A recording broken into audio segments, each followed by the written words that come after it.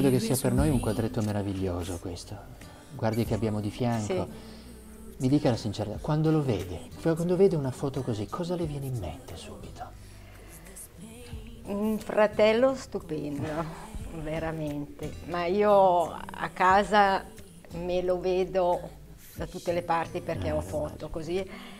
E ogni tanto mi fermo davanti a qualche foto e gli dico: Luigino, perché noi lo chiamiamo, io lo chiamo sempre Luigino, sei un tormento.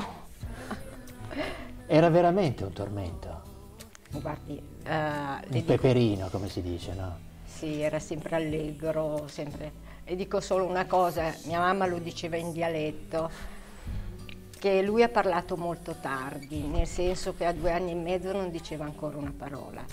Di conseguenza mia mamma, c'era ancora mio papà, l'hanno portato, sono andati da un medico perché erano preoccupatissimi, dice non parla.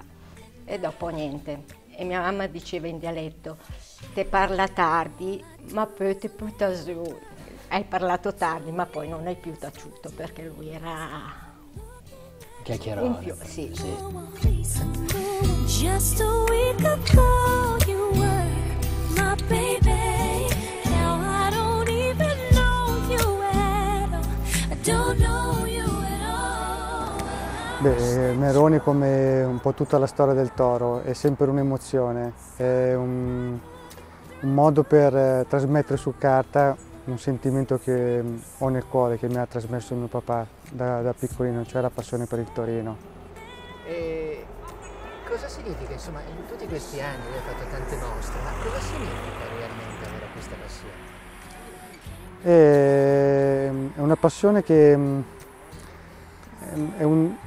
aiuta a vivere bene la propria esperienza di vita terrena, devo dire. Mi sento molto fortunato a poter disegnare e esprimere su carta i miei sentimenti, perché mi dà una dimensione diversa della vita e soprattutto anche il Torino, riscoperto attraverso il disegno, mi fa rivivere questa passione sportiva in una dimensione diversa, non solo la partita ma anche il sentimento, i valori che questa squadra ha nella propria storia, che io cerco di far rivivere attraverso i disegni.